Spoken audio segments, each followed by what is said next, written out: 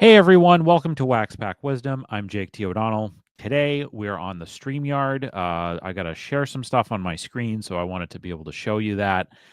And I wanted to be able to discuss a bit of a topic that was the subject of a video today from Graig from Midlife Sports Cards. And I didn't have a chance to write a comment in for the video. Usually, what Greg does is he will post a video the week before that answers a question, and then he'll have a new question at the end of it that will then be the focus of the next week's video. And the question that he asked was about comping cards, and if when it comes to vintage cards, if comping is kind of dead. And there was a wide range of opinions from a lot of great people in the hobby, and I thought that it was a very interesting discussion overall. And I wanted to give my 2 cents in, and I wanted to highlight just kind of like my specific experience that I had over this past weekend with some cards that were up at auction that I was interested in buying, and the sort of challenge that comes up when it comes to comping cards. So I think that, in my opinion, comping cards is still something that you can do, that you should do if you're, trying to find the right cards. You're trying to find cards for your collection. You have to be able to base your opinion on what a card is worth on something, and there are services like Vintage Card Prices or Card Ladder or 130 Point that will give you that information about how to comp your cards. It can't be the gospel, and because sellers come at it from a standpoint of like they've priced a card because that's how they're going to make money off of it. And you set your own budget or limit for what you want to spend on a card, and that's kind of how I approach it. But you have to be able to have some sort of common ground about what something is worth, and that's where the comps come into play. That's where recent sales come into play. I think that for me, it's gotten very complicated because of the direction that I've gone with my collecting, which is I am more interested in pre-war cards. And these are cards where there's lower populations, the stuff doesn't change hands as often, it doesn't sell as much, and you can run into a situation where it's just really, really challenging to know what a card is actually worth, like what it should go for. And in some instances, you're kind of just guessing, and there can be a pretty wide variation on that. And the comps only help so much. At the end of the day, you can be guessing a little bit, especially when it's not a situation where you're face to face with a dealer at a card show, but more when it's you are bidding against other people online, and you don't know what their motivations are or what they want to pay for something. So I wanted to give an example of the challenges. And I think that this was something that didn't really come up much in Greg's video, which is I think that if it's a graded card and it's between 2 and 10 graded, it's a bit easier to comp those cards because there should be a base of what you of what you can kind of believe that the grade is, and then you can look at the card and determine if you think, okay, this card was graded a 3, but I think it like has the eye appeal of a 4 with a little bit, and I'm willing to kind of pay up over maybe a little bit over the 3, or I think I'm getting a great deal because I'm going to buy it at a 3 price. So when that happens, that's fine, and that's easier to do. But again, talking about pre-war stuff, older stuff, and the stuff that's in the sort of price range that I like to buy cards in, I think things get way more difficult and way more complicated when cards are graded either 1 or an authentic.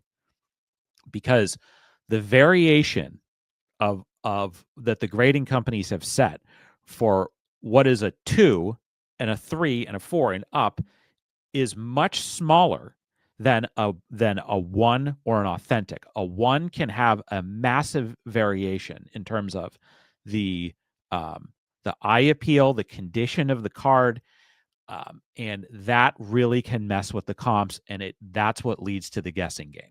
So with that in mind, I wanted to share my screen And basically what happened was this weekend is I discovered this auction house called Wheatland Auction Services that I had never heard of before. I just stumbled upon it when I was actually looking on Craigslist to see cards for sale. There was an ad for this, and I went and found it. And so I did end up buying one card in this auction. I have shared what that card was on social media on Twitter and Blue Sky. Check out my personal Blue Sky. I still haven't created one for Waxback Wisdom. I will at some point, but so they had a really interesting lot of cards that were in here, and you'll see the card that I bought once I ended up actually getting it. But I wanted to share a couple of cards that came up for auction and show how that it makes comping cards like so challenging and how challenging it is to comp cards sometimes. One of the cards that came up was this 1941 play ball Joe DiMaggio in an SGC one.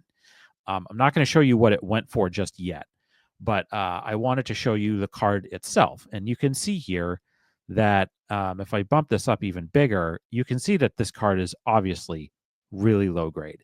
It was folded. It's got marks on it. There's paper loss on the front here. Not really, obviously a one for sure. But and then the back is pretty standard, but obviously you can see where the card was folded up. So this is the condition of the card. So then you ask yourself, okay, like if I'm going to bid on this card, what is the appropriate range, or where should I try to cut this off in terms of how much am I going to spend for the card? Well, let's go to VCP and see. Here's some of the recent sales for this card. Now I pulled up the this is the estimates and things for SGC one. As you can see, in the last 2 years, really, since the beginning of 2023, you only have 2 examples of this card that have sold. And the good thing about VCP is you can look at the images of the card. This is not a very good image of this SGC one that sold last year. This was this looks like it was an eBay purchase. You can see can't really see the back. I guess you can see the back. Seems like it just kind of your standard one where it looks like maybe there's a bit of scuffing, or maybe that's even paper loss right there, but it's in decent shape for a one, right? Okay. Again, like I was saying, there's a huge variation of what a one is. And then you look at this one. This one looks like it's sold on ComC. There's a lot of images of the card. Um, this is a really nice, another really nice one. And let's see if we can see what the back looks like. So there's some paper loss right here. Like that's basically it. That's the whole reason why I got a one. This is the exact type of one that I would want to buy, where it's a gorgeous card. This is at least maybe a 3, maybe a 2.5 if it didn't have that paper loss on the back. So definitely. And again, $1,500. You're in that $1,600 to $1,500 range. But you're talking about cards that look way different than this one, even though they're in the same grade. Okay. So with this in mind, let's go back and look at let's look at because I kind of messed up before. Let me pull up the other comps for this card. And so let's then look at a PSA one. And this is kind of like maybe more realistic, right? And there's been a bunch more recent PSA one sales. This is a $1,200 one. This one went for $1,200, and you can see that it's got a crease right through the middle of it there. So that's probably a bit more appropriate. Let's see if we can see what the back looked like in any of these. Yeah, same thing. There's like a little mark right there. So this is closer to what we're talking about. But again, the one that was in this auction was worse. This is a nice one that has some creasing here that went for more than either of the SGC ones went for. And you can kind of see again more creasing right there. There's that one. This was one that went for very cheap on eBay, and you can see that it's got massive paper loss on the front here. But again, so now is this one worse than this one? I don't know. it depends on how you feel about it. I would say probably it is a bit worse because that's a huge chunk of paper to lose from the front of this card. And again, a huge variation here. And then let's look at ones from, this was a heritage one from earlier this year. Also, again, really nice card. It just got that crease running along right there.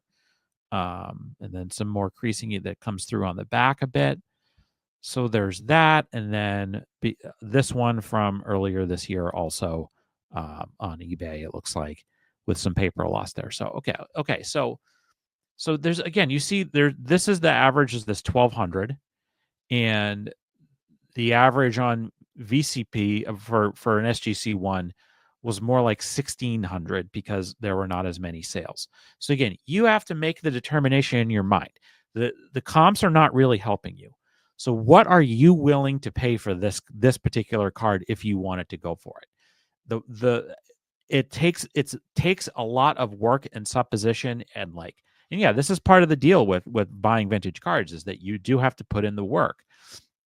But again, the comps cannot tell the full story. You have to determine, like, based off the eye appeal of this card and to a certain degree what other people have paid, what you're willing to pay for it. So I did not end up going in to bid on this card. This is a card that I would want at some point, but I would want more of that, like that example that I showed before of the card with the paper loss on the back, but a really nice looking front, and the one just like spending a little bit more for it. So ultimately, I do think whoever bought this card got a really good deal, because with the buyer's premium, they spent a shade over $700. I think in any condition, a 41 play ball Joe DiMaggio iconic card from the year that he set the consecutive game hitting streak, for that much is really good. And you notice here that Wheatland puts an estimate. Like, I think that Heritage does this too. And they had the estimate at being between 600 and 1250. I think that's fair. And I think the estimate helps here. But again, you as a buyer, you can't take that as gospel. You have to do your own work. Okay. So, but again, there's such a wide variation of ones that it is just not that simple, and it takes a lot of work. And I'll give another example of a one from this auction. And it was this 1910 Piedmont cigarette back T206 Ty Cobb with the red background. And again, it's very crucially here, this is part of the Piedmont 350 group that was a little bit after the initial group of cards. So there's a bit of rarity to this card, or it's considered in a separate group from the rest of the Piedmont cards. Now, again, take a look. That's a really beat up card, right? I mean, this is a well-loved Ty Cobb, as much as Ty Cobb could be loved. A lot of creasing, paper loss. This card has been through the ringer over the last 114 years, right? So some paper loss in the front there. Like, this is a really beat up example. Okay. And then same thing on the back. Back is actually not terrible compared to the front, just the way that it works. So you see that there. So let me, again, let's run through. So again, I pulled up the VCP average for the 1909 white border, specifically the 350. And let's check out what the SGC ones go for. Again, you're looking at comps, and there was one that sold earlier this year for 3,000, and another that sold in the middle of last year for 3,000. So again, they only base the average off of what's happened in the last 12 months. But let's take a look. Again, this is a beautiful one. It's just got it's basically just got rounded corners and maybe a few other dings here and there. But this is a gorgeous card that was originally, looks like, almost 3,600, that an offer was accepted of 3,000 for this card. Okay. So there's that one. And then the one that went in REA last year, again, like, this card is incredible. The only thing I can see wrong with it is that there's a little paper loss right at that button on Ty's shirt right there. And then the back has a little staining right there. But that's it. Again, this is the same exact card, the Factory 25 and the Piedmont 350. And it's an incredible card. But again, you can't really compare that card to this card, you know, because they look so different. So again, the comp on a SGC1 is not helpful here. So let's go back then and look at like a PSA one, which again, that's probably closer to what this card realistically is worth, the average of about $2,300. And you can see that a lot of that is sort of juiced by this one that went in golden. Now, again, the cards that are in golden auction are going to get, just inherently, they're going to get a much higher price back than at eBay or any of the other auction houses. But let's take a look at that. I mean, that card is incredible, right? And it doesn't surprise me that card did that well. Why did it get the one? Well, clearly there looks like it was pasted in the back of a book, so the back of the card is all messed up. But if you don't care about that, that's an incredible card, right? But let's look at the last two. So this is closer to what we have, right? This is closer to what was in this auction, and it's got the scuffing there, creasing along the bottom. Back's got a bit of paper loss there. So again, this is closer. But again, I would argue that one is the one that was up for bid this past weekend was worse. And then let's take a look at one that went in. It looks like the same exact card that just somebody sold it in somebody sold it in June and then tried to sell it again, and then did sell it again in let's see, is that the same card? Yeah, it's the same card. So they lost some money. They did not get their money back, the person that resold it. So, and then, earlier this year one went for 2,300, and it's the same card. There's a story here, and I don't know what that story is, but this is a card that's gotten sold a bunch of times. Okay, this is a different one, but it's still a little bit more beat up. This one went for almost $3,000. So again, you got to ask yourself, like, the SGC comp is not useful. So you have to go to a PSA comp, but then you have to weigh that against SGC cards don't have as much resale value technically as PSA cards do, and so what do you do? Like, how do you decide what the card is worth? Well, again, I'll show you what this card ended up actually selling for. If I can get this out of the way here, and it ended up selling for almost $1,800 with the buyer's premium. And again, they gave you an estimate here. They said between $1,500 and $2,500.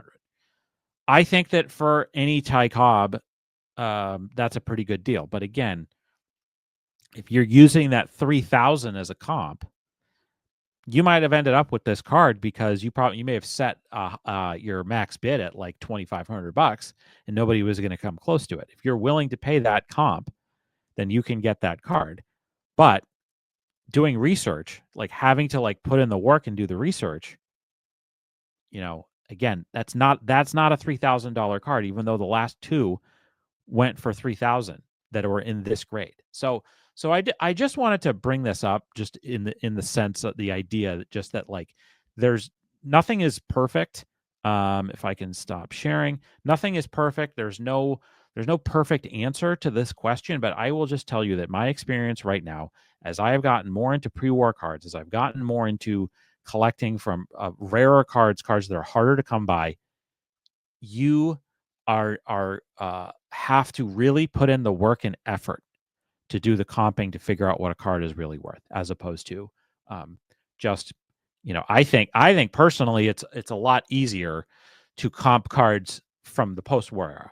It's a lot easier to comp cards from the Topps era and going on, because you're going to have tons of examples to choose from just in the last year or year plus, whatever, of a 1959 Willie Mays graded in a PSA 5 or an SGC 5. Mine is an SGC 5. There's a ton of examples of that, so you can pull those comps like pretty easily, and then you can decide whether or not you want to pay, how much you want to pay for it, depending on if you agree with the grade or not. And so I just wanted to share that thought about comping and grading and stuff like that. So as far as a few other things I just wanted to mention at the end of the video here, we put up a video on ripping a rack pack of 87 Topps that was really good. A lot of really good pulls in that pack. I should have. I'm hoping maybe this week is going to be the return of 59 Tops Friday. We'll see. See how the rest of this week goes. We have kind of a busy week around here, so it may not happen. I have a couple of interviews hopefully coming soon. We haven't done interviews on the channel before, so looking forward to chatting with some folks in the hobby. I have a couple of possibilities coming up here, so really excited about that. And I just got the notification that I have cards in an SGC order that I sent out. I sent it on November 8th. I'm recording this on the 18th. That the cards are in post grading, so they should ship hopefully tomorrow, and I'll get to see what the grades are tomorrow. There was 19 cards in the order. I was saving. I was trying to gather everything together to send out. And there's new cards, there's crossovers, and there's reholders. First time I've done crossovers for SGC order, so that should be coming out soon. And then whenever I get that, I'll do a video about that. And yeah, like there's the giveaway. Don't forget that if you watch this before December 15th, get in our giveaway. I'm going to link below for how you can win one of 5 PSA graded cards from my collection. 3 of which are Hall of Fame rookies. One is a star rookie, and one is a 72 Clemente. So check that out. See if you can get in that again before December 15th. And then last thing I'll just leave you with is that I'm going to be going to a couple of shows here coming up. I am going to go to the Quincy Northeast Card Expo, which they do twice a year in Quincy on Sunday. And then I am planning to go to the Mansfield show in Dedham. The Mansfield show, the Cardboard Promotion Show in Mansfield on Black Friday. So those will probably be the last 2 card shows I go to this year. And I have this will maybe be the subject for another video. I've kind of made a decision to kind of move on from some cards that I've had for a little bit, just as I continue to really kind of focus my collection and focus on bigger cards as opposed to chasing down little things here and there. And also that also means moving on from some rookie cards that I bought, because I think I've decided that my Hall of Fame rookie PC is just going to be basically from the mid 50s to now, as opposed to trying to collect ones from before that. So I'm going to try to maybe move some of the cards that come in the SGC order, as well as some of the cards I've had for a little bit, to try to get some stuff I really want. And that's probably going to be most of my focus for the next these next shows coming up. So that's it. Thanks for watching. Let me know your thoughts about comping and how do you comp cards? How do you view comps? And is it easy for you? Is it hard for you? What do you look for when you want to try to buy a card? Are you focused on the value of getting it for under comps? Do you care about comps at all? Like, I'm just curious if other folks have other opinions. And again, that was a great video that Greg shared this week. So thanks very much for watching. We'll see you next time on Waxback Wisdom again. Check out the giveaway. Subscribe to our channel if you haven't already. Please give this video a like, comment. Let us know what you think. Check out where to follow us on all social media channels, and also check out our list of nonprofits and charities. We would really appreciate it if you could support one of those for us. So thanks very much again for watching. Take care.